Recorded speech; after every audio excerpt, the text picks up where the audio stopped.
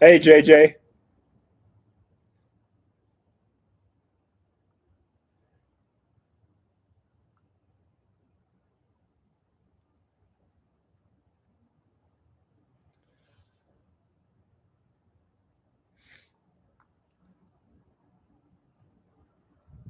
No, you're actually on time. So, how loud's that music? Is it really quiet in the mix or is it really loud?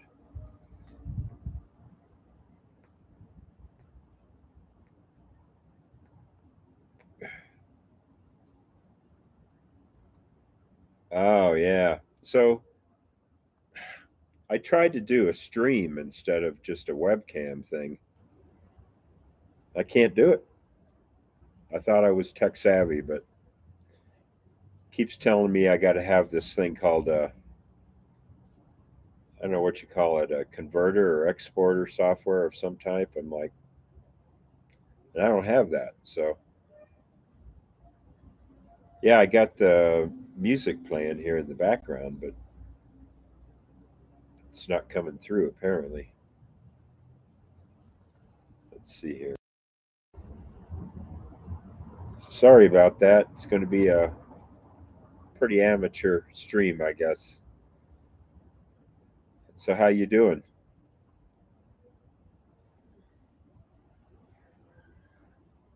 Oh, you got two S's in your last name. Justum. I never noticed that before.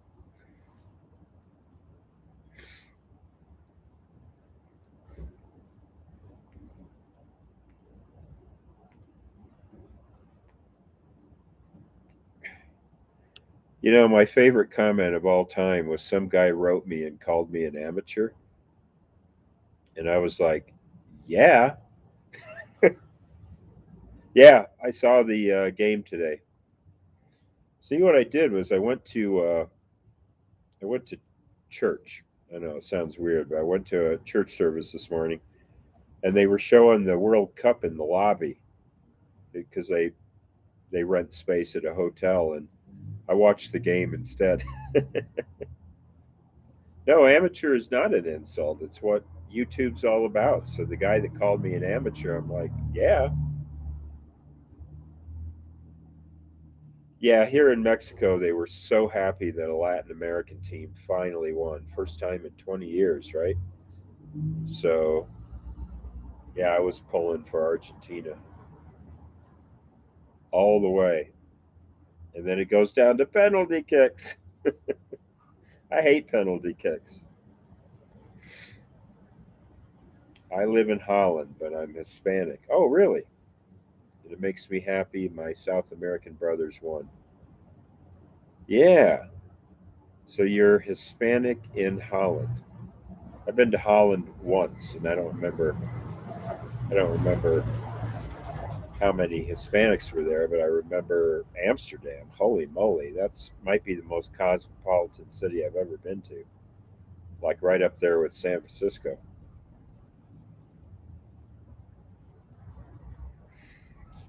So yeah, I went to Amsterdam. I went to Den Haag. That was about it. I met this guy, and we went to a punk bar in Amsterdam. That was fun.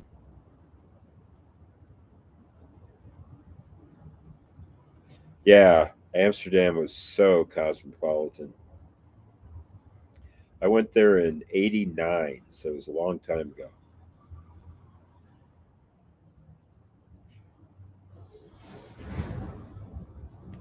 I've not been back since, but I live in a beautiful place. A lot has changed since '89. Yeah, I bet there's still a lot of bicycles though. Never saw so many bicycles in my life.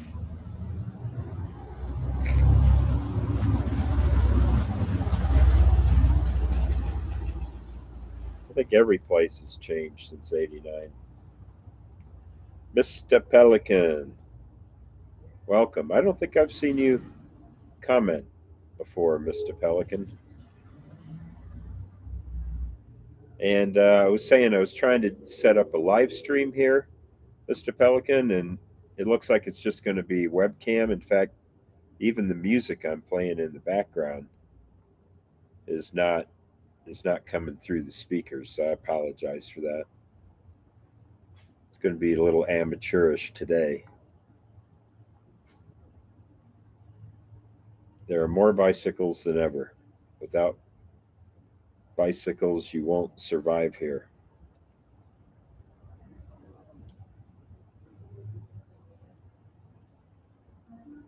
Yeah, it's all good. Thank you. Yeah, I went to this, tried to do this live stream, and it's just fighting me today. And I guess I don't have, I guess my streaming software, which is pretty good streaming software, I think it's not, it doesn't talk to YouTube. So maybe I'm supposed to upgrade to an even more expensive version. I don't know. Love that video you did reacting to the Future Islands live performance. Yeah, I know that's been streamed 5 million times, but I still get a kick out of it. If you're going to do a debut on TV, that's how to do it, right? Yeah. So it's 74 Fahrenheit. Where are you from, Mr. Pelican?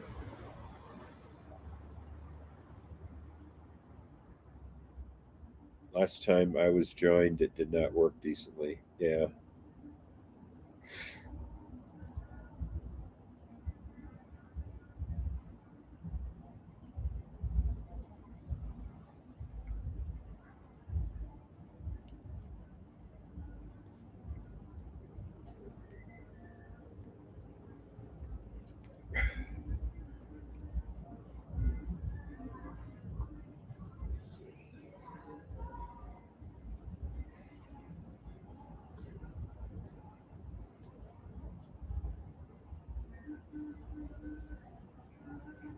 Slovenia. I have never been to Slovenia. I do know where it's at, though, because I pay attention to the maps. I play this. A few years ago, I started playing this geography game where I had to um, type in all the names of the. I would just get a blank map of Europe, and I'd have to type in all the country names, and it really helped me. So I hear Slovenia is a beautiful country,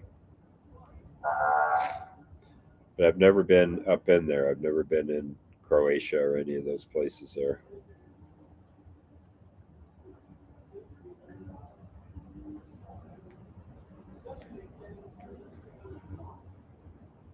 So I've been to 7 countries in Europe.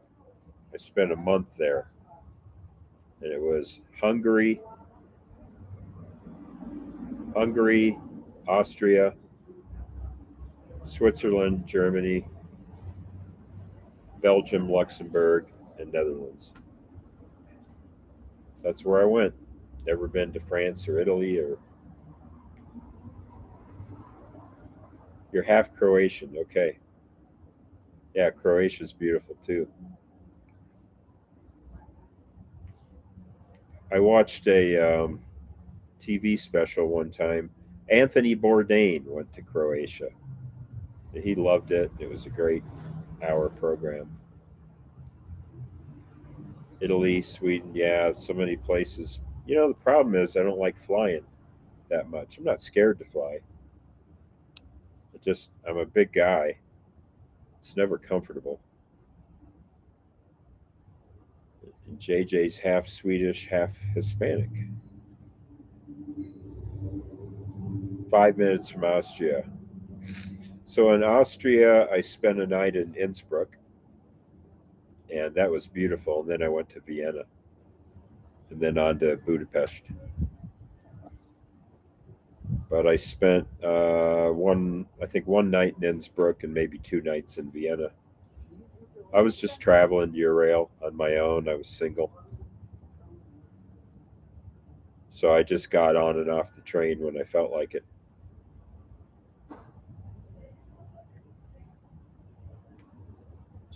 Okay, Scandinavian blood, but grew up around Hispanics.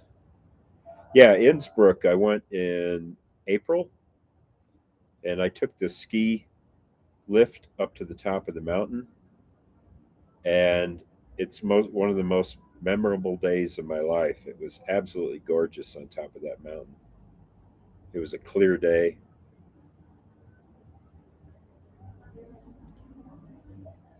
Yeah, Anthony Bourdain. Yeah, his special in Croatia was a really good one. I think one of my favorites was when he went to Beirut. He loved Beirut. Boy, that was I know that's different. That's not Europe, but that was an interesting Bourdain special.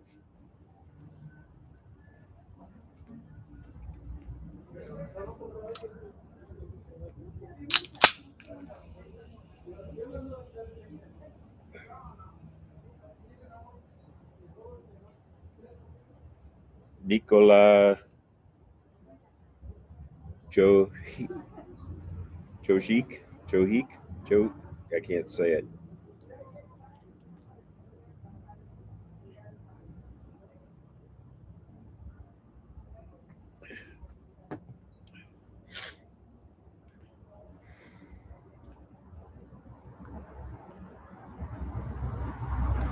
And I've got allergies today for some reason. So if I sound a little nasal today or I'm sniffling, I'm not sick. It's just something's blooming here in Mexico. And well, I don't usually say, but I will tell you, JJ, because I trust you. I'm in a town called San Miguel de Allende in Guanajuato.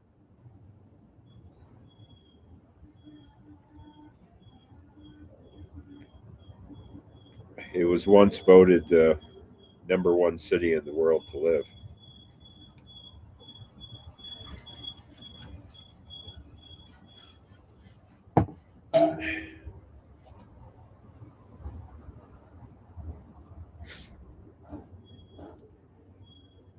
You talking about San Miguel, JJ? Yeah, it's a gorgeous city.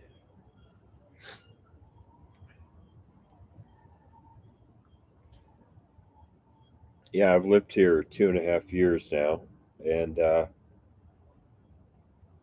got here in February 2020, and a month later the pandemic hit. I'm like, oops, I guess I'm stuck in Mexico. So I rode out the pandemic here and have traveled very little. Pretty much just stayed here the whole time.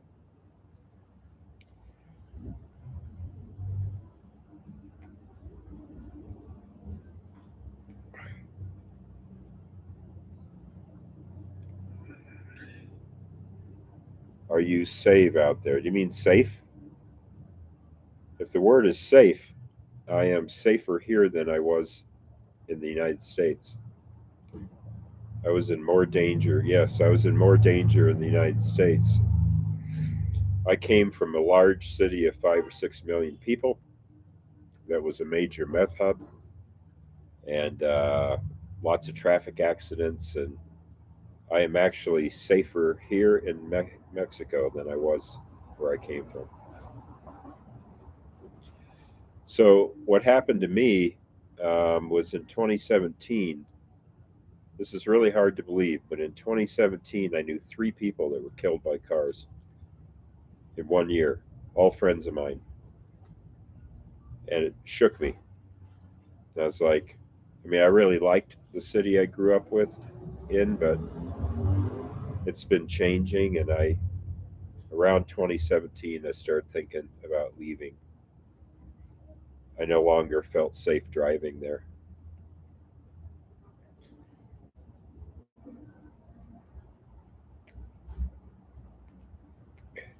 Yeah, one was a 31-year-old man on his motorcycle, and he's making a left turn. Guy ran a red light, took him out, and I went to his memorial and saw his body.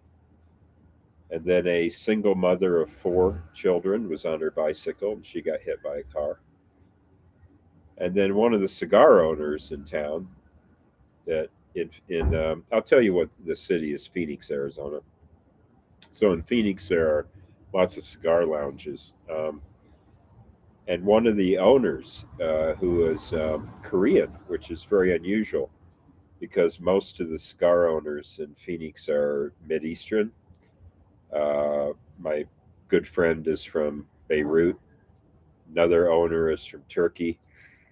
But this guy was Korean, and he went to the airport to pick up a friend at the airport, and he was just leaving the airport property, and some wrong way driver hit him, killed him.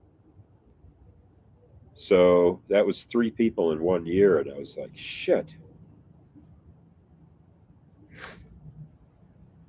So I'm in a city where I can walk. I have a car, but I can walk, and I do walk most of the time, or take a bus or take a taxi, and I really take the car out for a spin about once a week. The city's not that great. Yeah. So now here they still have some violent crime, but it's not usually directed at the expats, Americans or Canadians. So if you're an expat or if you're an American or Canadian here, what you have to be careful of is just getting your money or property stolen. So burglary, pickpocket, um, housekeepers will sometimes find money in the house and skim it. And then those goods are fenced. So you go downtown, you see cell phones or jewelry that people are selling, and it might be hot. And so that's the crime here. But people do not get. Do you know? I read a stat that you are, and I'm talking about women primarily now. You are three times more likely to be sexually assaulted in the United States than you are in Mexico. It just depends on the crime. You're more likely to be um, perhaps burglarized here, but sexual assault's more common in the United States. So if you're a woman here, you're actually safer, at least in that regard. The people who also sue the prices for tourists, yeah. So yeah, walkable city, it's the way to go. And yeah, but when those three people were, no, you're absolutely right, JJ. The U.S. isn't as great as people think. Um, I always say pick your crime. Um, I understand auto theft is about the same here as the United States, so pick it. But like I said, sexual assault, it happens less often in Mexico than it does in, generally speaking, in the United States. Um, but violent crime's a little higher here. But this is a smaller city, so all smaller cities usually have their problems, but usually less violent crime, less traffic accidents. But yeah, Phoenix, Arizona is not a particularly safe place. So when people say, aren't you concerned about your safety?" I'm like, "Are you kidding? I'm getting out of here because I don't feel safe." So I am working on. I was thinking about if I had a theme for this thing today. Yeah, Phoenix is like a little Mexico, isn't it? There, it's 41%, 41% Hispanic according to Wikipedia, and of course, Arizona used to be Mexico before this little war we had in the 19th century. So I mean, Arizona was Mexico once upon a time. So um, Brazilians, no, not really. We have um, in the neighborhood that I lived in. I was pretty close to an Ethiopian community. Um, I lived in another area that had a lot of Mennonites, if you can believe that. Um, So there's certain communities around town. On the west side, there's a Vietnamese community, but the Brazilians, I haven't really seen the Brazilians that much, but maybe they are there and I just wasn't aware of it.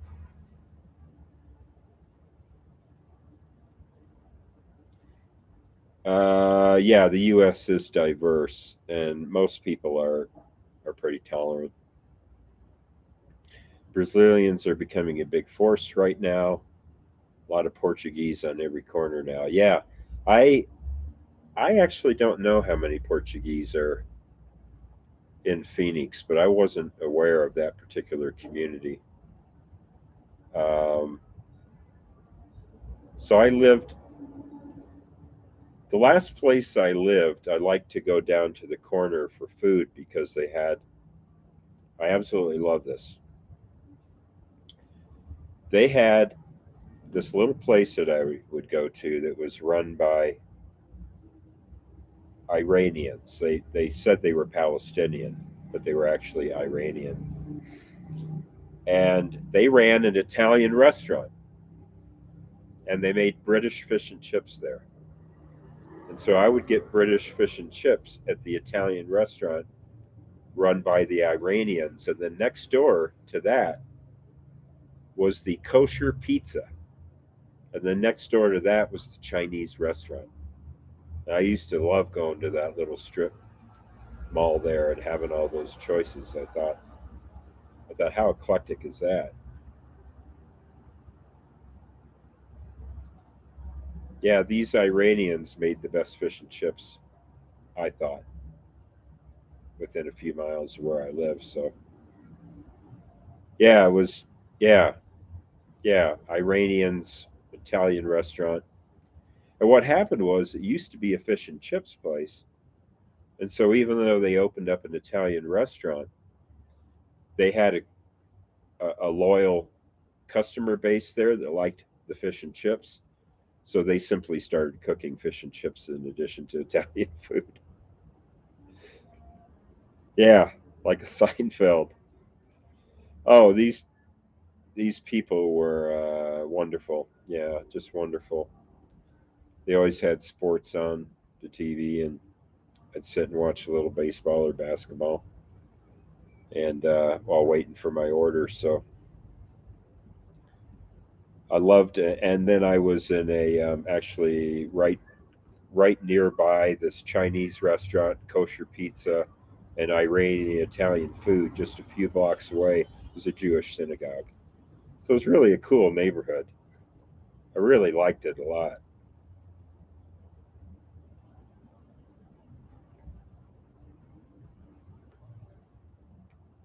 Yeah, where should you visit in the U.S.? Depends on how much money you have.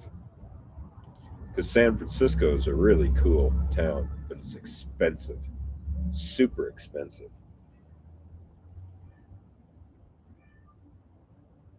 My career, I did purchasing. So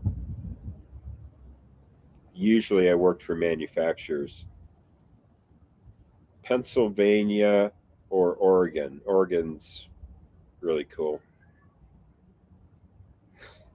And you can see the ocean there too. So my understanding is that Oregon, which has beautiful coastline, is not necessarily a lot of beach. So it's coastline you kind of look at, but don't hang around on like you would a sandy beach. A lot of rocky coastline, I think.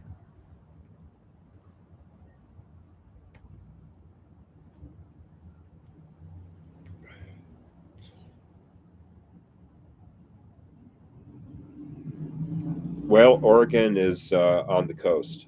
So you have California, Oregon, and Washington State, and then you have Vancouver, Canada. And those are all on the coast.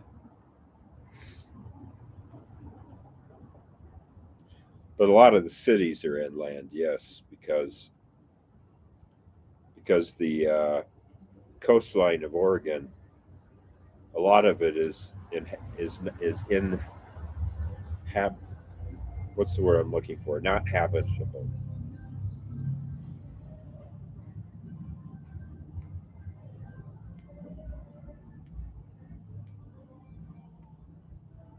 Uninhabitable. That's the word I was looking for. Yeah, Oregon is very diverse. So I spent some time up there. I had some in-laws that were in a very dry part of Oregon.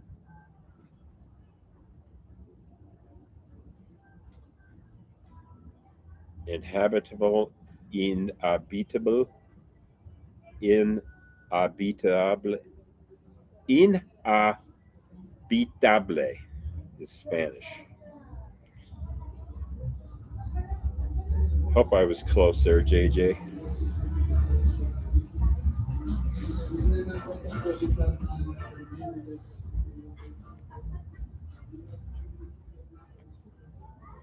I do not know where they filmed Twin Peaks. Last one was right. Yeah, I needed three three times. The so I'm thinking. So I'm working on. I don't know if these are very popular, but I'm working on my favorite albums of 2004. So JJ, I know you know a lot. You probably got some favorites from 2004.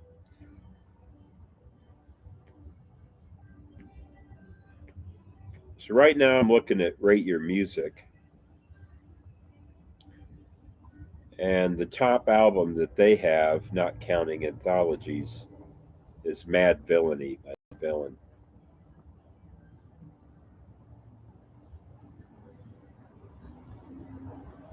So yeah, Rate Your Music is a little bit like Pitchfork in that there's a little bit too much of a cool factor,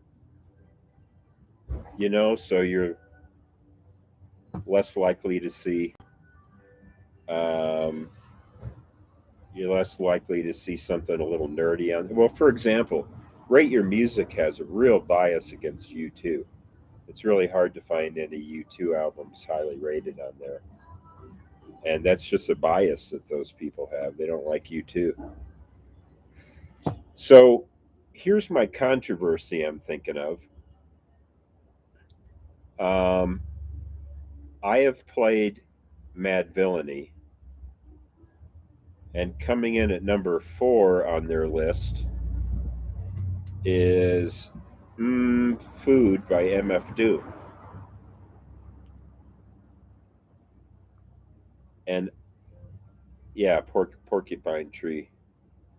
Um, I think I like that MF Doom album better than I do Mad Villainy. Is that heresy?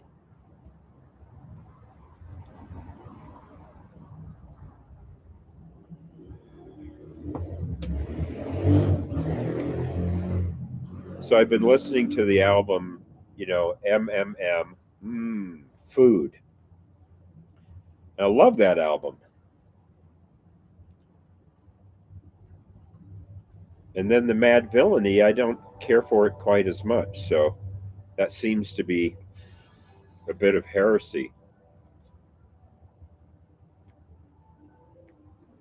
And then they have a lot of rap on the top here. So at number 3, they have The College Dropout by Kanye. I actually think Mad Villainy is better crafted, but Food is just as enjoyable. Okay. Yeah, that makes sense to me. Oh, and Mr. Pelican, you like Food better as well. Uh,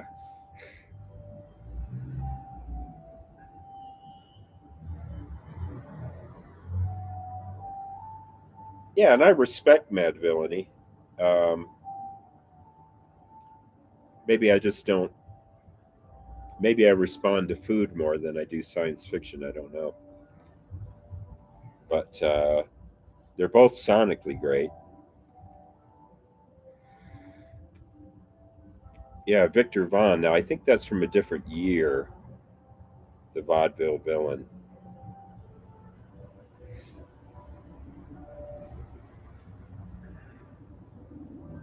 So I like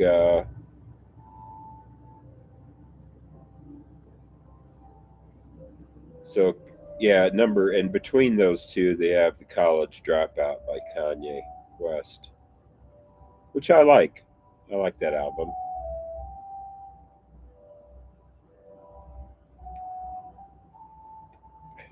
Yeah, a different persona. Did you listen to Operation Doomsday? Probably not. I'm still kind of getting into MF Doom. He's not an artist I listened to in first run. Well, my list right now for 2004, I want to keep part of it a surprise. Um, Let me see what I can tell you about it without giving to, because I want. Of course, I'm still working on it. I'll tell you this, JJ. I have a lot of anthologies on here because it was just a really great year for anthologies. So probably a quarter to a third of my list is anthologies. Um, so there are some albums that are on the cusp, that are in the 20 to 30 or even 35 thing here that I'm undecided on. Um, and speaking of that, one of them is you too.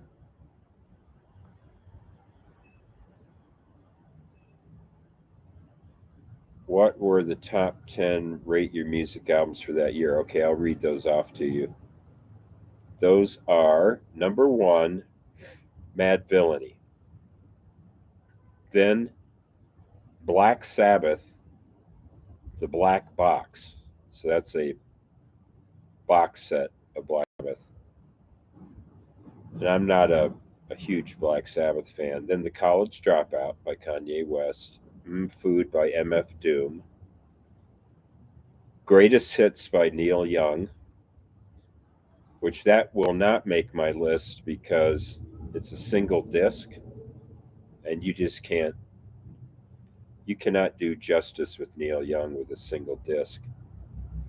Then you have Funeral by Arcade Fire, uh, an anthology of the Fall. 50,000 Fall fans can't be wrong. Catch the Breeze by Slow Dive, an anthology of Pearl Jam called Rearview Mirror, and then a box set called Left of the Dial Dispatches from the 80s Underground, which is a box set that I own. It's alternative rock and synth pop and things from the 80s. Really cool anthology. So the one I'm not familiar with, yeah, The Fall is great. Anthologies, I don't know what it is. Best ofs. Yeah. Well, I count anthologies as album releases from that year because I enjoy mixing in some classic stuff with the newer stuff because I listen to everything. So I like Funeral by Arcade Fire. I'll tell you the band that I don't really know much about or haven't warmed up to is Slow Dive. I really don't know shit about Slow Dive. So maybe you guys can tell me if you know anything about this album called it's called Catch the Breeze by Slow Dive. Shoegaze and dream pop. I have listened to Slow Dive, but Slow Dive is incredible. Slow Dive is fantastic. So you guys would recommend that I spend some time listening to that. I could actually do a reaction to those guys because I'm not that familiar with them. I've just listened to them a little bit here and there. The Definitive Shoegaze Band. Now that is saying a lot.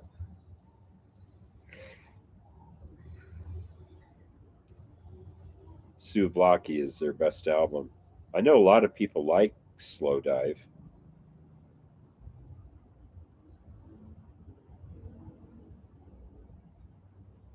Besides My Bloody Valentine. Okay.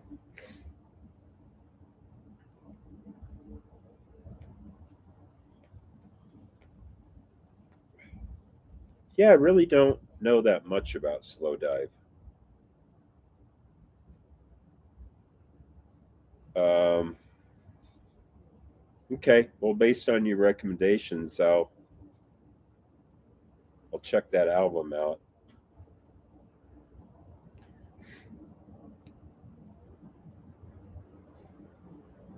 I have. Let me ask you guys a question. I have been having. I rarely have trouble with the genre. I just like everything. And when I say I like everything, I mean I like every kind of music. Doesn't mean I like every album or every artist. But one genre I've been trying to get into, and I just cannot get into it. I just cannot get into Britpop. I'm having the hardest time with Britpop. And I listened to some of it at the time, but there are Britpop bands I just can't get into them. What do you guys think of Britpop? And I know we're talking 90s now, primarily, though it went a little bit into the early 2000s. No, I don't count the Smiths as Britpop because though they were a huge influence on Britpop.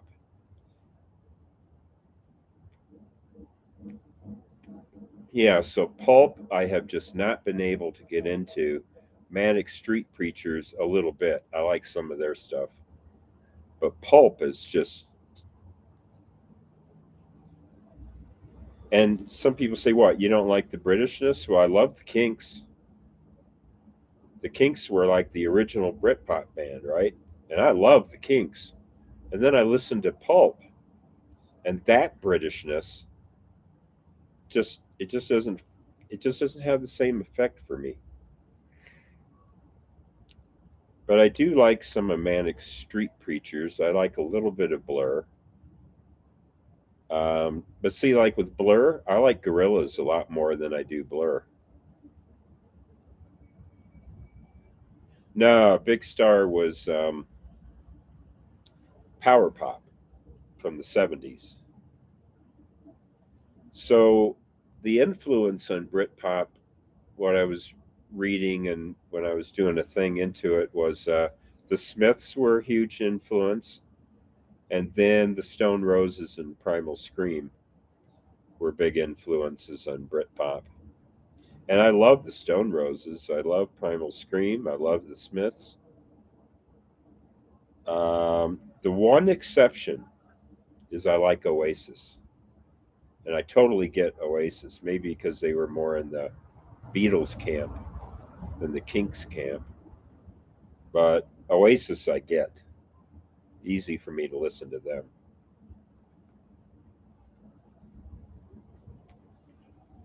Big Star, man, what a great band they were. And they were one of those bands almost lost to posterity. Okay, you haven't listened to that much Britpop. His voice is a bit, yeah, it's, I guess you would call it, I don't know if you'd call it nasal or what you would call it exactly. But yeah, I don't mind the Gallaghers.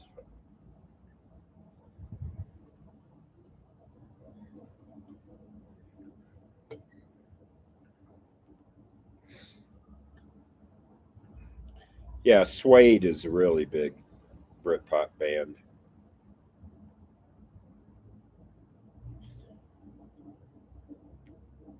Supergrass, and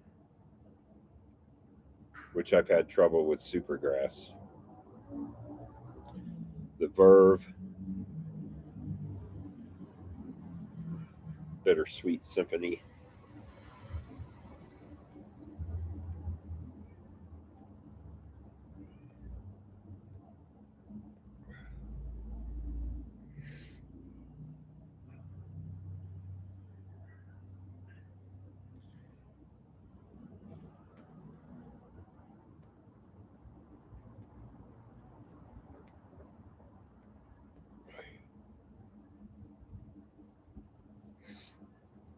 Oh, good, Mr. Pelican. Yeah.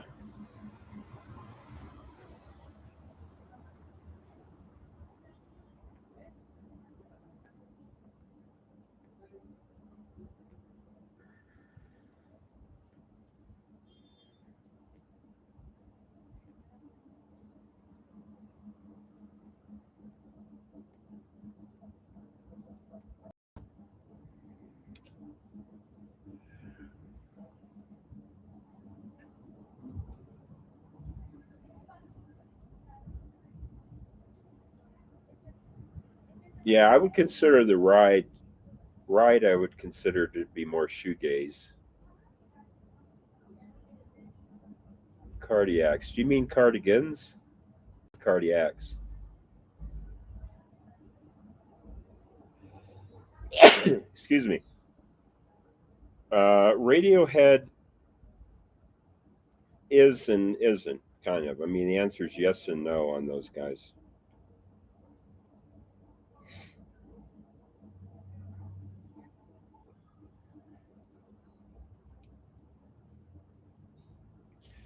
Yeah, they didn't have quite, they weren't quite as British as some of the Britpop bands, because most of those, excuse me, I'm so sorry, guys. The the Britpop was really playing up the Britishness, and Radiohead kind of did that. But I hope I'm not sneezing in your ears there. If it's too loud, I can mute that. Cardiacs. See, I'm not familiar with them, so I have to check them out. Thank you, MP.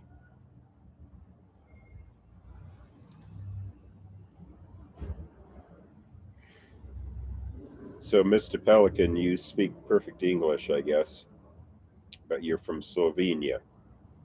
What's your native tongue?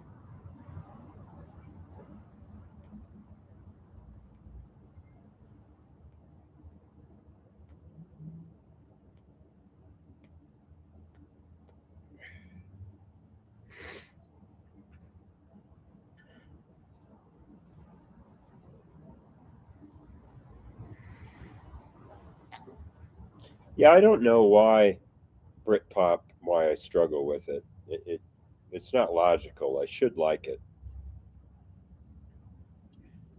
Now, my Slovenian. So I have a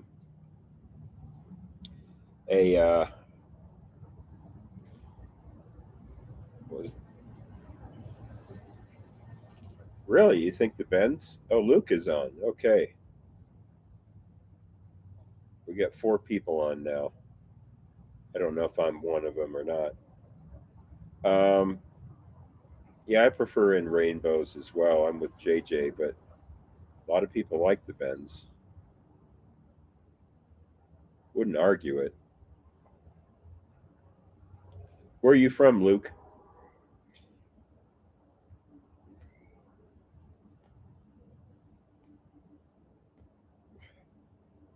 And Luke, I did try to set up a live stream so we could watch some videos, listen to some music, and I was unsuccessful. I apologize for that.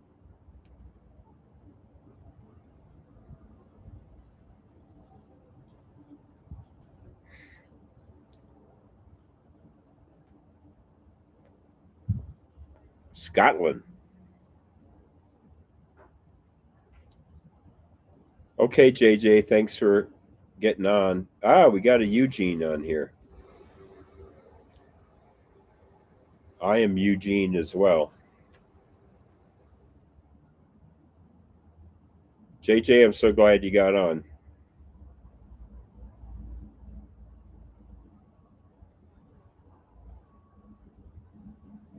So you're from Scotland. I have never been to Scotland. Never been to anywhere in Great Britain.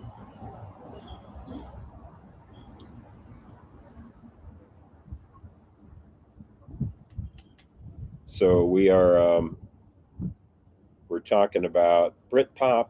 We're talking about music from 2004. A couple conversations we've been having, and just where everybody's from, and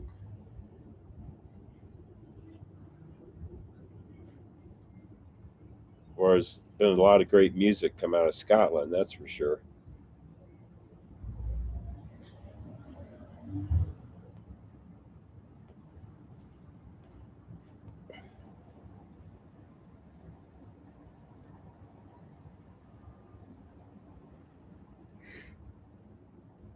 Yeah, I would. Oh, what do I think about the Cocktail Twins? I would say, um,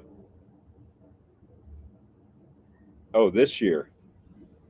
Yeah, I've been reacting to albums from 2022, so I've got a list we can go through on that. Um,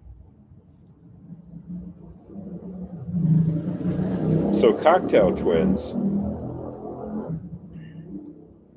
What I would say is I love them, absolutely love them, but maybe in smaller doses. So, like, I don't know if I would listen to a full hour of the Cocktail Twins, but if I had a couple songs on a playlist, yeah, absolutely.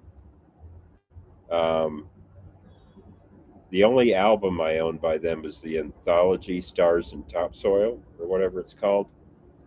And I heard they didn't even make a top 30 albums list on the radio. Yeah, they were definitely underappreciated. So I can say that when the Cocktail Twins were popular, or I'm sorry, when they were current, that they weren't really on my radar, and I discovered them later, like maybe in the 90s. Um, so I don't think they were promoted properly because I don't remember hearing about them much. And the same goes for the Smiths, believe it or not. Uh, I mean, I'm a huge Smiths fan now, and I went and saw Morrissey one time in concert. But when the Smiths were hot in the 80s, I was not listening to them. And I was not listening to the Cocktail Twins, and I was not listening to The Cure, and I was not listening to Depeche Mode. For some reason, those four bands just weren't on my radar in the 80s. Yeah. And today, the band that I am not a big fan of, which is probably heresy, but of all those bands I mentioned, I am not a big Cure fan. I just can't warm up to them. But I love the Smiths, and I like Depeche Mode a lot, and I like Cocteau. I'm mispronouncing it, right? It's Cocteau Twins. I said Cocteau. I think it's Cocteau Twins.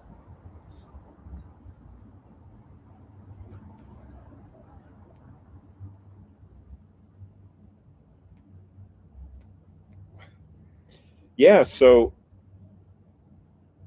I don't know why the Cocteau Twins didn't do better. Morrissey is one of the great lyricists. He cracks me up.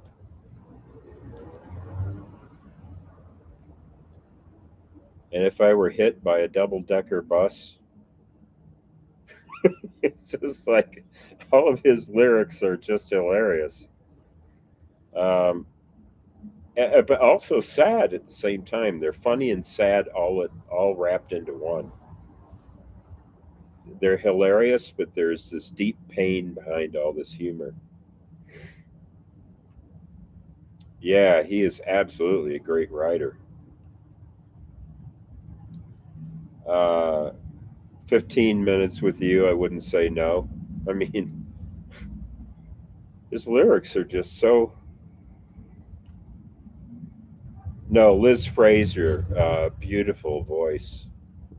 Didn't she do some work with Massive Attack too? I believe she sang on one or two of their songs, and those are real nice as well.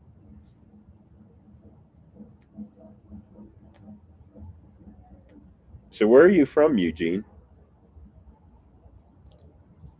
And do you pronounce your name differently than Eugene?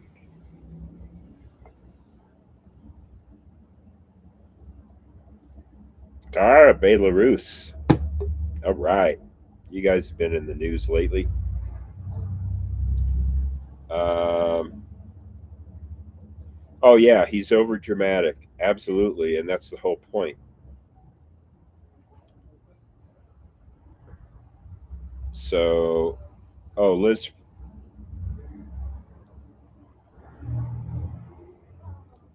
yeah. So, yeah, Belarus, I know a little bit about that country. And yeah, some of the press you've been getting has not been good. That's true. Um, but that's just, you know, headlines. So it's like any other place, complex.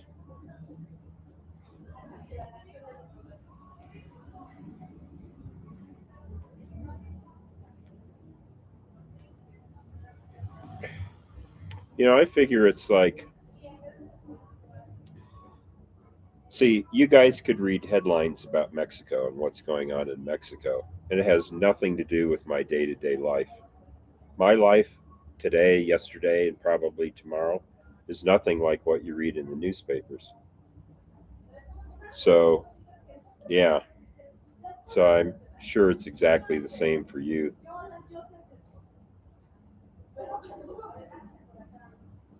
So, so different than I think we're talking about Morrissey again. Yeah. Uh, I know personally he can be a pain in the ass, but he's a great artist.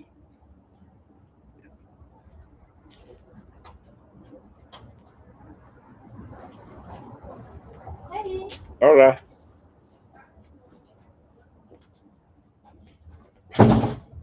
So I have people that come on the property here. I live in. There's three people that live here in this complex. What do you think about shoegaze and dream pop genres? Yeah, I love it.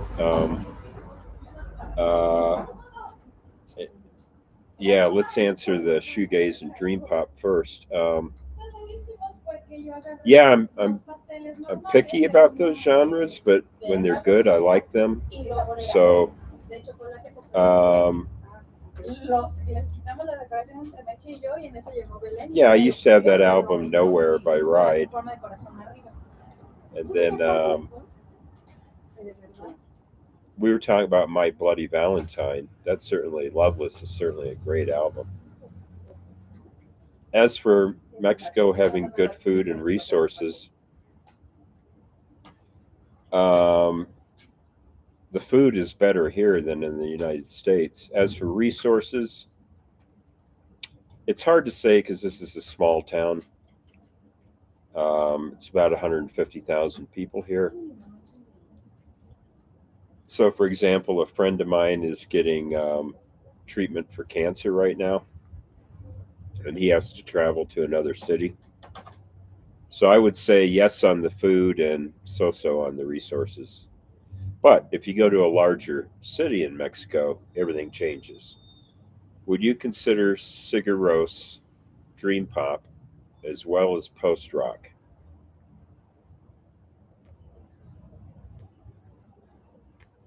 Let me think about that for a second. Off the top of my head, no. No, I would not consider them dream pop, but maybe they are. Um, they're so different the way they, invented their own language sometimes. And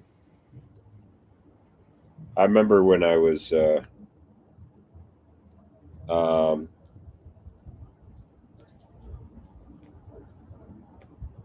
yeah, when Cigaros was an album I listened to in real time. It was actually my wife who brought home their second album, I think, the one that blew up, and we listened to it quite a bit. And so I've been listening to Cigaros pretty much from the beginning. I don't know, it doesn't sound really like dream pop to me. But then I haven't listened to all their catalog either, so I know they changed their sound up a little bit. Yeah, Luke, Mexico is a great place. It's a lot more progressive than people think.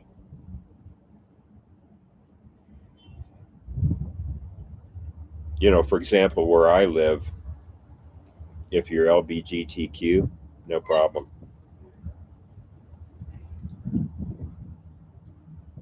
A lot of people think Mexico is more conservative than it is.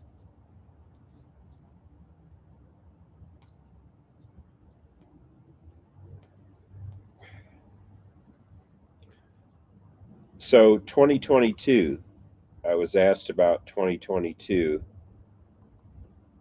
Let me tell you what I've been listening to. Um, or maybe I should just go to Rate Your Music and we'll bring that up. That way we can talk about what I haven't listened to as well as what I have listened to.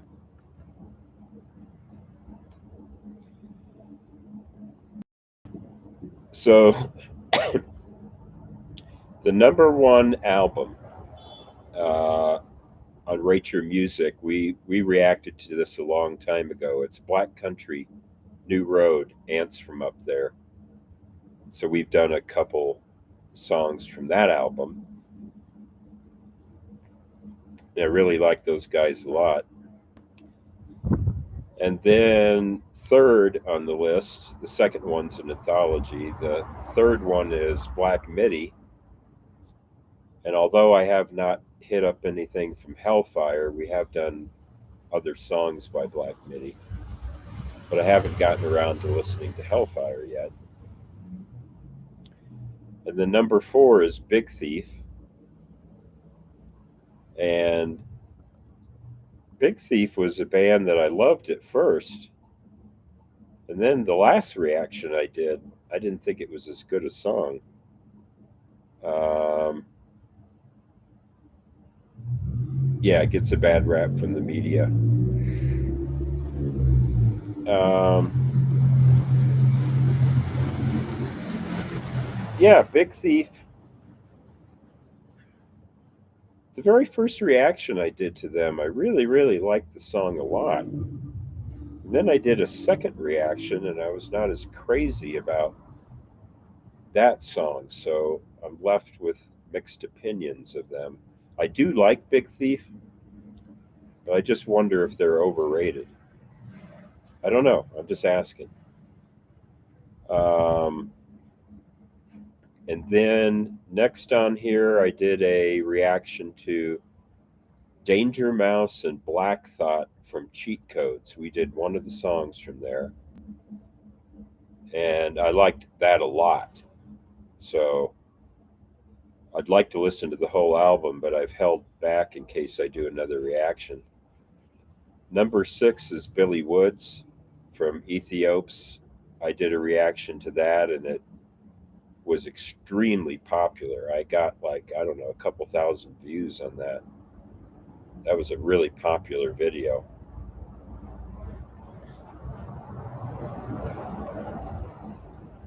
Female version of Bob Dylan. Yeah, Black Thought and Billy Woods. So I liked those a lot. Which one did I like better? That's hard to say. I was impressed by both of them. I would say Billy Woods is the better lyricist, but I really liked Black Thought and Danger Mouse sonically. So I think I like the music of Black Thought better, but the lyrics of Billy Woods better, if that makes sense. Because Woods is such an interesting lyricist. Um, Next on this list is an album that I recorded a reaction and it was blocked. So I did a reaction to Natalia Lafourcade, and she's from Mexico, and it is bolero, Mexican folk, vocal jazz, samba jazz. And I really, really loved that song, and then I was unable to upload it for copyright. It's on Sony or some bastard label that won't let me upload it. Number 8 on here is JID, um, Southern Hip Hop.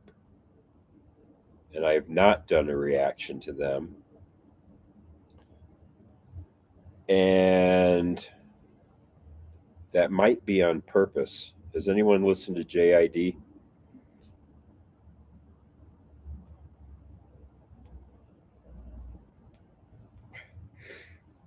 Sometimes I will do an advanced lyric dive into an artist. And if I don't like the lyrics, I won't do a video. Um, there are a couple rap artists that are high on Rate Your Music that, I don't want to be, I really try hard not to come across as, I don't ever want to be an old geezer, right? You guys know that. But if I see a song that I think glorifies violence too much, because we've had all these mass shootings in the United States and things. If I don't know if there's something about the lyrics doesn't set right with me, I may actually um, not put that person up on a pole. 40-watt sun. Okay, perfect light from 40-watt sun. JID was overrated. Um, Danger Mouse is very diverse, produced for Doom, Gorillaz, CeeLo, Green, and also did a phenomenal mashup of Jay Z, the Black Album, and the Beatles. Yeah, when that was the Gray Album, when it was bootlegged, when you couldn't listen to it, I got a copy of that from a bootleg site and I listened to it, and it was pretty impressive. I like Danger Mouse. I'm not a huge Jay Z fan. Um, JID has great rapping ability, but his lyrics are subpar. That's kind of what I gathered. Um, there's certain lyrical content that just gets boring. Um, One of them is diss songs. Some artist dissing an ex-boyfriend or something like that. Certain diss songs. I was going to do a reaction. I was going to record a reaction to Lily Allen, and I kept looking at her lyrics and looking at her lyrics. So I finally went, nah, I don't want anything to do with that. And then another one is there's certain kinds of, I have to be careful when I say this, but just certain kinds of bragging in rap that every once in a while will just, I'll be like, well, I've heard that a million times. Um, certain lyrics that I'll be like, okay, I already know where you're going with this, but and you could say the same for country music now. This so-called bro country. It doesn't have to be urban music. We could be talking about country music. There's some bro country lyrics that are pretty predictable too. So I don't know. I'll do a lyric dive, and if I don't like the lyrics, I'll just stop. Um, but yeah, JID. So let's keep going on this. Next on this list is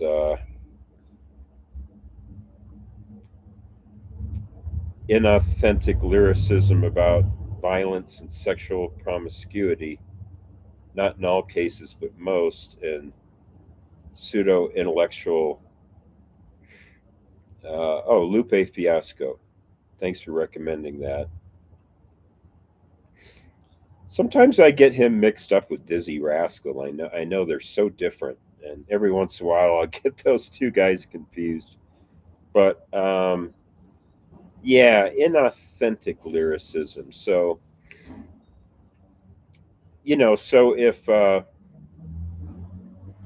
so, the famous example, West Coast rap from the '90s. So if Snoop Dogg sings, "I got bitches in the living room getting it on," it isn't that the language bothers me. It's just like I want to yell, "Grow up," you know. I try not to show my age, but there's a point at which a lyric like that, which might have been cool back in the day, but after a while, you're just like, come on. Um, Hello, Camnus. Where are you from? And sorry, we're not doing a live stream today, Camnus. That was what I said we were going to do, and it's just me on the webcam. I couldn't get Russia. Okay, awesome. So we have another person on here from Belarus, and Mr. Pelican is from Slovenia. So we got a lot of Europe on here today. We're talking about the year 2022. So next on this album is UK rap, Little Sims, and I have not listened to Little Sims. So if you guys know about Little Sims, let me know. And next on the list is Ways Blood, and I've done two reactions to Ways Blood, or Wise Blood, however you pronounce it. And I think it's Wise Blood. And including the song she did with John Cale, which did not get very many views. An all Slav team, that's about right.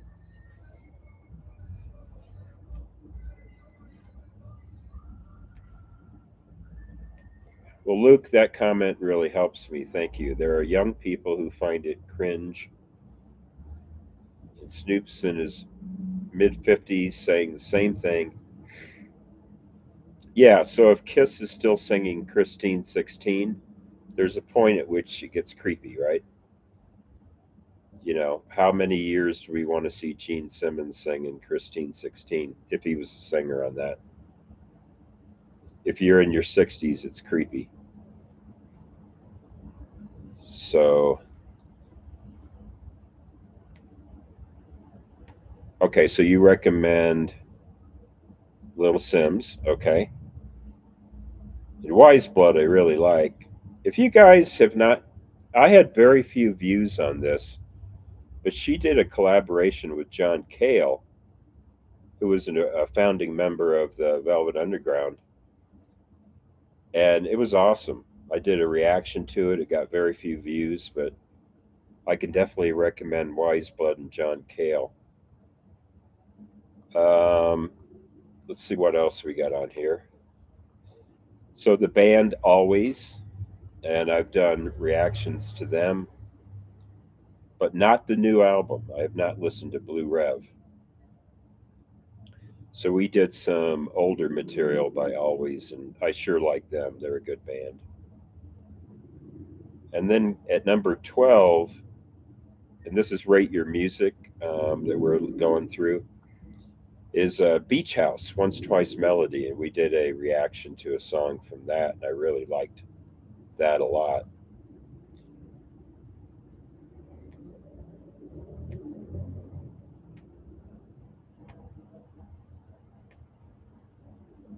Okay, Eugene, I'm glad you were on. Thank you. Um, yeah, that collaboration with John Cale is, I think, really good and a good video. So it's up on my site, or you can play it on your own, but I recommend it. So you couldn't get into Always. Yeah, I understand that. I like them though. Beach House, I've always liked. I've been familiar with them for a while, so they're one of my favorite. Now they're Dream Pop. So we were talking about Dream Pop earlier, and I would say Beach House is one of my all-time favorite Dream Pop bands or duos, whatever you want to call them.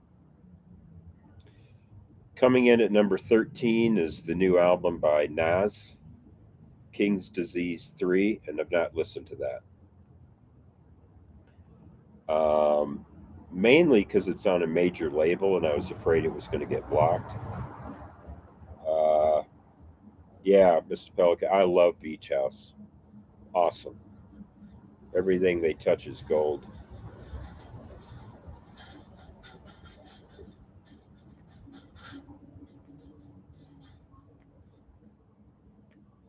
Yeah, I love them. And they, sometimes they remind me a little bit of an older band. You guys know Allison Goldfrapp from the 90s, I guess? Goldfrapp. Sometimes when I listen to Beach House, I hear just a little bit of Goldfrapp influence. But yeah, the new Nas album, NAS, people are raving about that album, and it's called King's Disease 3. And I've not listened to one or two. I haven't listened to any of the King's Disease albums. But I'm so afraid that's going to get blocked because he's such a major artist. Coming in at number 14 is Denzel Curry, and I did a reaction to one of his videos that was really good, that was sort of a spaghetti western. That was awesome. I really was impressed by Denzel Curry. Number 15 is Richard Dawson, and I really don't know him. Progressive folk, avant folk. I've heard the name before.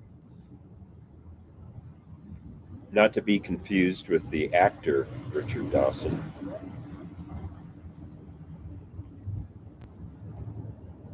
Okay, Mr. Pelican, thank you for telling me that you weren't so keen on those.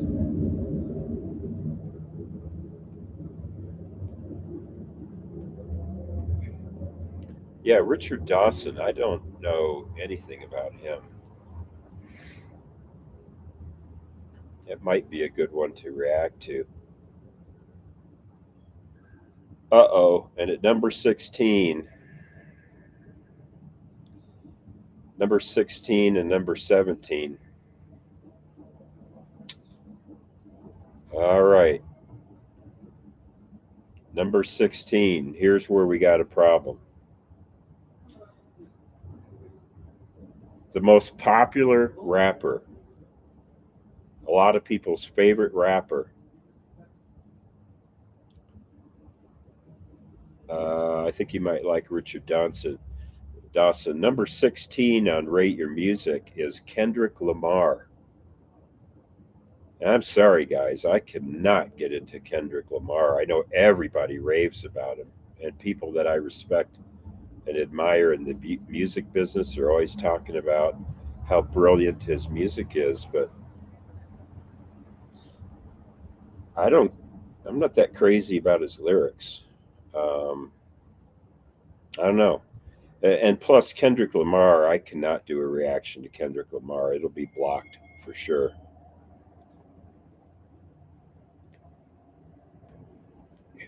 But yeah, let me know what you think of Kendrick.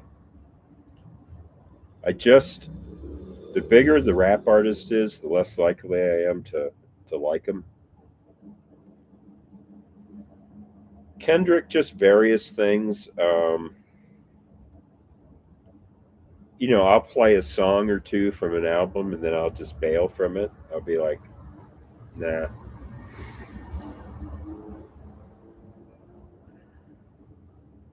I don't know what it is about him. I just cannot connect with him.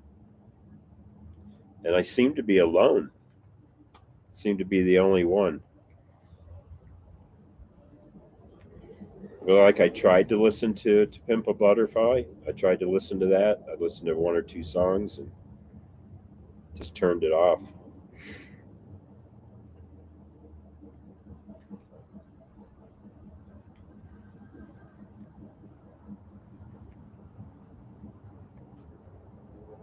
JPEG, JPEG Mafia. No, not heard of him.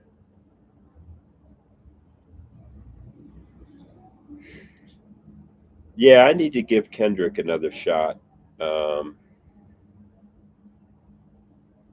I think, I don't know what it is. I just, one of these days, maybe he'll get over to me.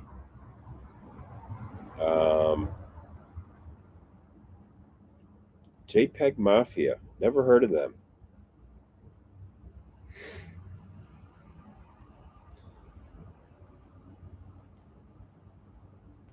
JPEG Mafia. I'm going to look that up.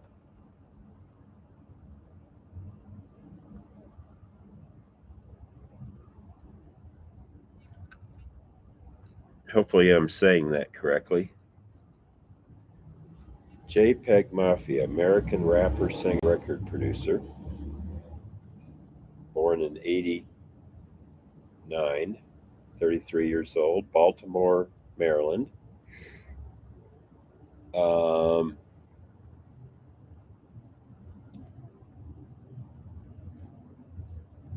though I guess he's out of Brooklyn, New York now.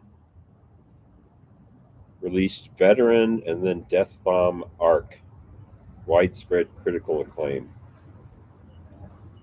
Okay, I think we have something for a future reaction. All my heroes are cornballs. I love that title. All my heroes are cornballs.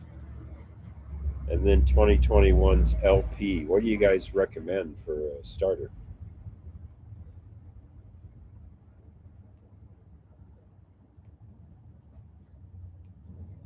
Nearly no recognition. Yeah, I've never heard of him.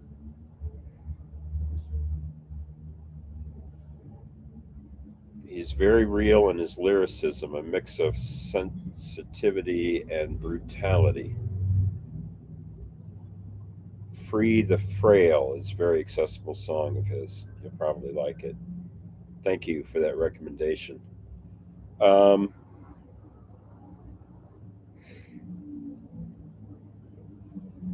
yeah, and I don't mind real or brutal or street or what have you. I just don't like silliness, like someone here said, inauthentic. That's the word you guys used. If the lyrics seem inauthentic and they just seem like dressing, it's. I recommend Pap, Pappy, I Missed You, or Call Me Maybe. Okay. Um, yeah, thank you. And I'll give Kendrick another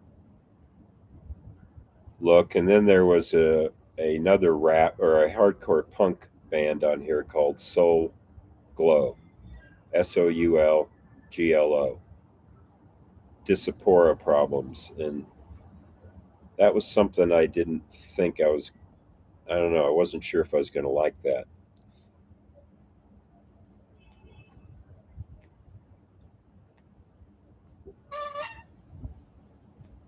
And then coming in at number 18 is, and I don't know how to say this, Guys Guevara, Guys Guevara, political rap, East Coast rap.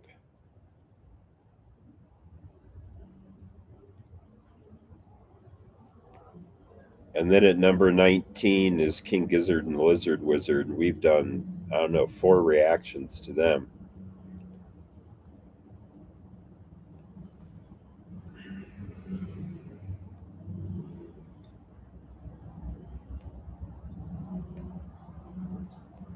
Okay. So you guys are definitely telling me to do JPEG Mafia. So Guys is a Marxist rapper. Pretty cool. Okay. Um, is that why he took his name, presumably from Che Guevara? That would make sense then. He is authentic, if anything, often says he is a producer and only raps out of spite or when he feels like he has something to say. It's all about instrumentals primarily. Okay. So you guys recommend, I guess it's pronounced Guys, Ghais, Gays or Guys Guevara.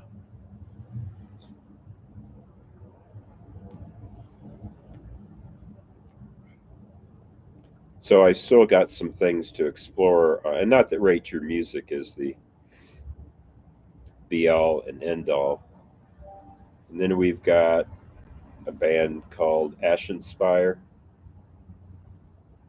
avant garde metal. A rapper named Conway the Machine, who's very popular. I checked into his work. More Billy Woods, and then The Smile, which is Tom York's band with um,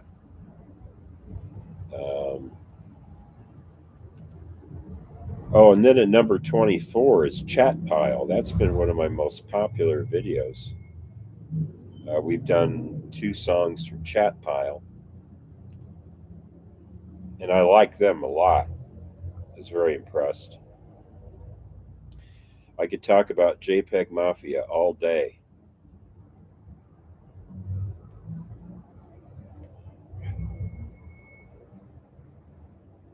Okay, Luke, thanks for your comment. Yeah, JPEG. You guys are still talking about JPEG. Well, there's there's two of you on here telling me the same thing. So that's really awesome. You know, I can tell I've been talking a lot. This cigar has been lit for over an hour. It's not done yet, which tells me I've been talking. And I'm so sorry, guys, that we couldn't, do some live streams here. I've got to dig into that and find out. Um, so we'll do a live stream every 500 subscribers. I think that's a good way to go. And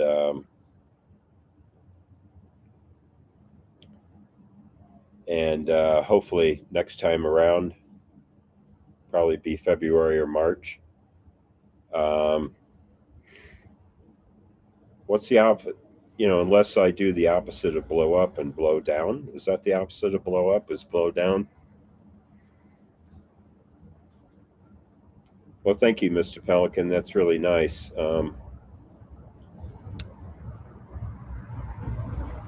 Yeah, very nice. So, well, JPEG Mafia, we'll just do it. We'll do it. We have to. I've gotten endorsements from people here that fall off. Okay, there you go. Because blow down didn't sound right. So unless my channel falls off, but it grew 50% in 10 weeks, guys. We had 1,000 subscribers October 2nd, and December 15th, 1,500. So that is 50% growth in 10 weeks. To say that I'm great gratified by that is an understatement. So people are still jumping on.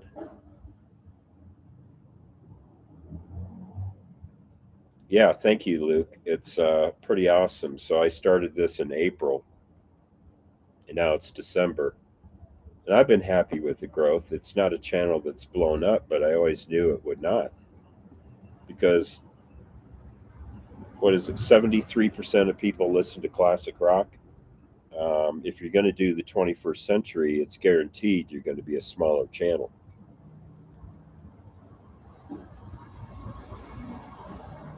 You know what happened? I've never told you guys this story. I've never done a video on it.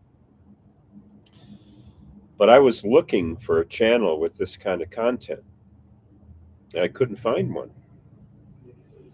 I've been watching reaction channels for a couple of years, and it's almost always young people that are, yeah, sucks how much it's down to the algorithm. That's totally true. And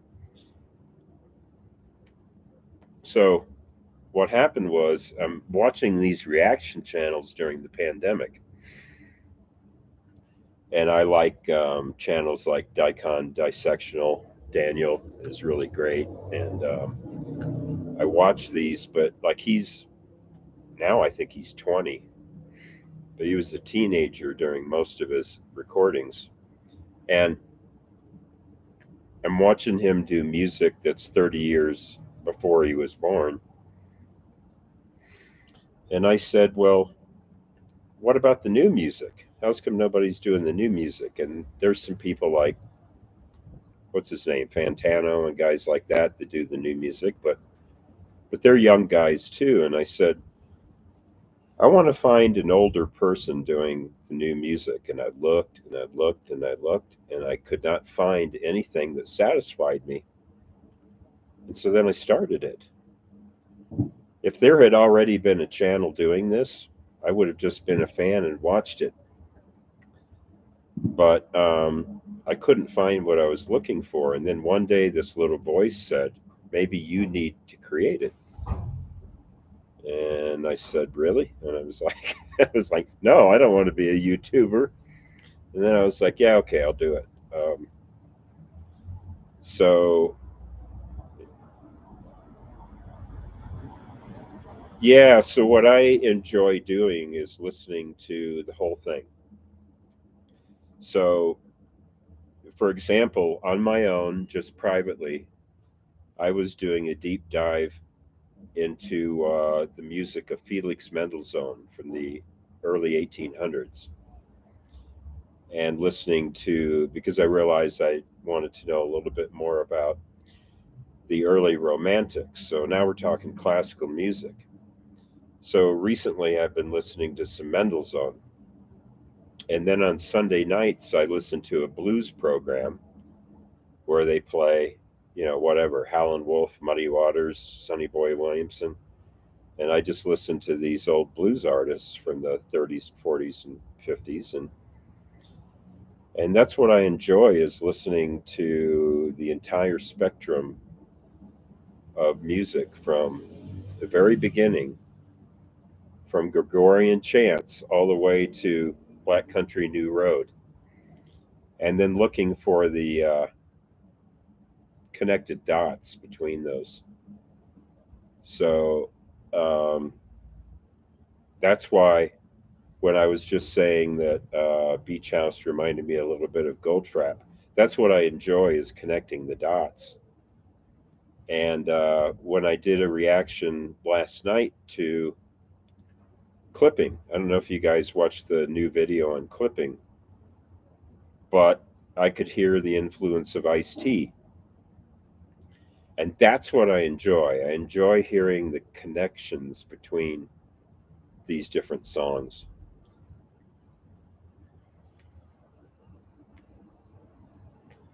So, yeah, the guy, his name is David Diggs, I think, the lead singer of Clipping. He's from Los Angeles. And I said, yeah, I hear a little bit of Ice-T influence in kind of the cadence. So, um, yeah, I just dropped a video on Clipping this morning, Mr. Pelican. And I've been, so I had two videos that were blocked this week. So that's why I don't have a lot of content. So I recorded a video of the Swedish artist Robin, her song Dancing on My Own, and it was blocked. So then the next night, I did a recording of Mac Miller, and that was also blocked. So when I have two videos like that are blocked, it's hard to record several videos in a day. So my content's been way down this week. I only did two videos, but I recorded four. So just to let you guys know, I'm not sleeping at the wheel. It's just I had some bad luck with copyright issues.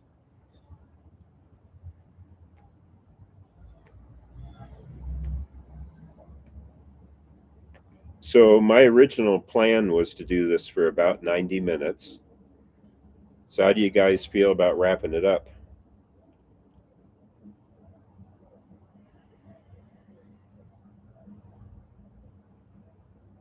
I've really enjoyed this.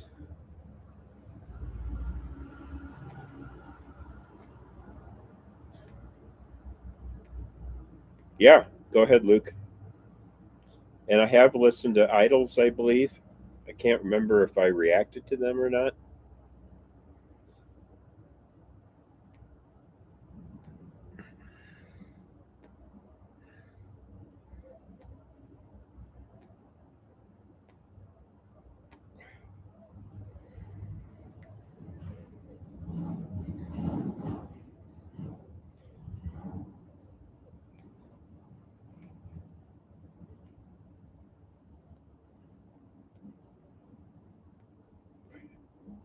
Yeah, I love Joy Division. I do have to be in the mood for them. That's another band that I was not listening to at the time. I kind of discovered them later. Um, by the way, for all these biopics, this is a little off topic, but I'm not big on biopics. So, for example, I never watched Bohemian Rhapsody, the Queen biopic, and I never watched Elton John's Rocket Man. I never bothered to go see those movies. But there's a biopic on Joy Division that's one of the best I've ever seen in that genre. If you have not seen the Joy Division movie, where there's actors playing the band, they nail it. I can't remember the name of that biopic,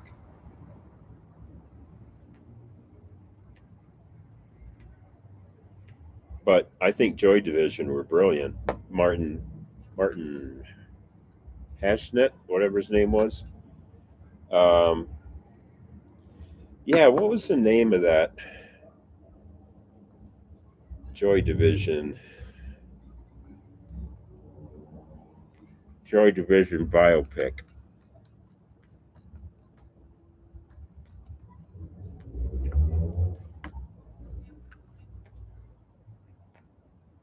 Control. It was called Control. 2007. And I think it's as good or better than anything that I've seen. Yeah, Control. Control is a brilliant biopic. I highly recommend it. Those actors totally get into, not just Ian Curtis, but the whole band and the whole Factory Records and Martin Hashnet and everybody. Like all the actors in there. And I think it's in black and white. I can't remember.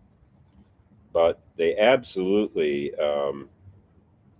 nail the characters and nail the sound of the music.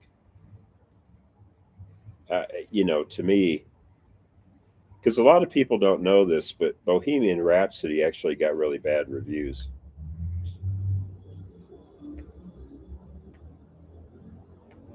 But Control is 10 out of 10, really. 9.5 out of 10, anyway. It's a near perfect movie.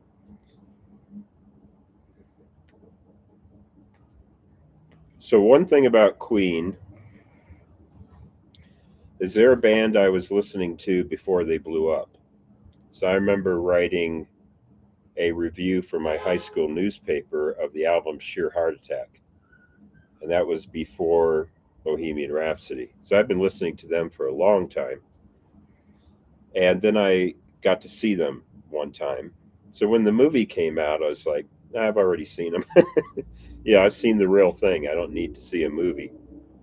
But Joy Division, I never saw them. But I think Joy Division is one of those bands. Oh, you don't like Queen? Yeah, I love Queen. Though I will say their catalog is not as deep as a lot of people think. By the way, Queen is the number one band in Mexico. It's the highest streamed band here. Um,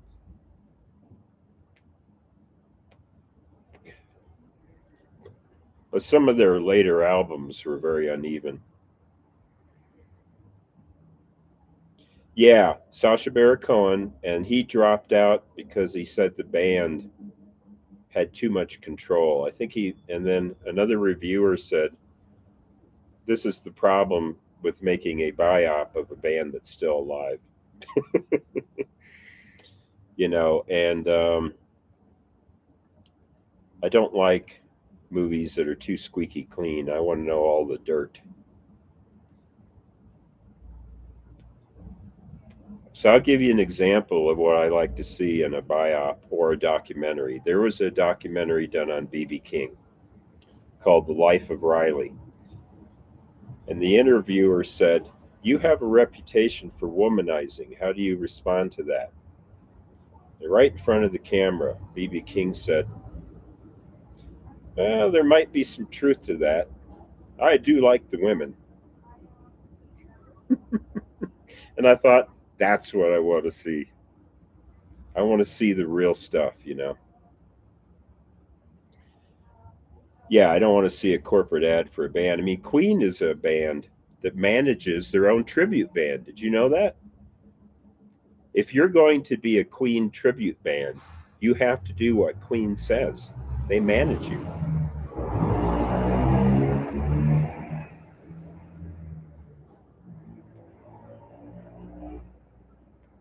Yeah, that BB King line.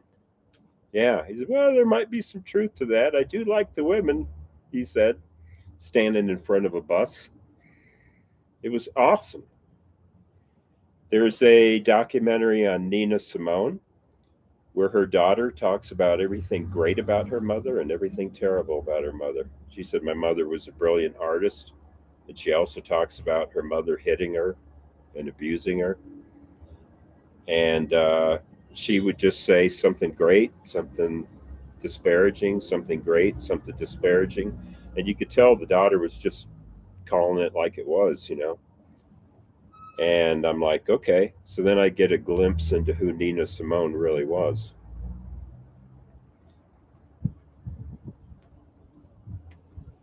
But so when I saw Queen, by the way, which were very good, but Brian May did a 20-minute guitar solo.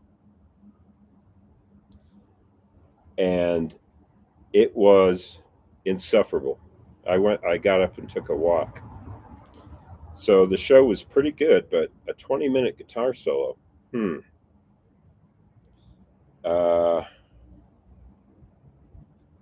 okay, polystyrene from X-Ray Specs, right?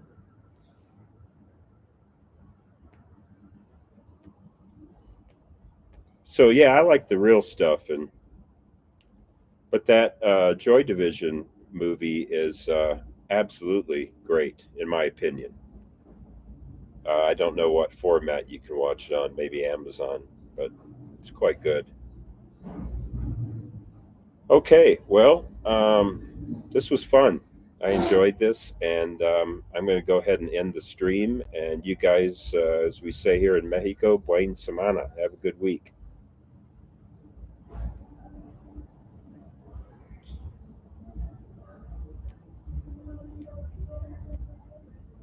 Yeah, some musicians tend to be horrible human beings. That's true. All right, take care, guys. Luke, Pelican, it was fun. Thank you for signing on. Take care.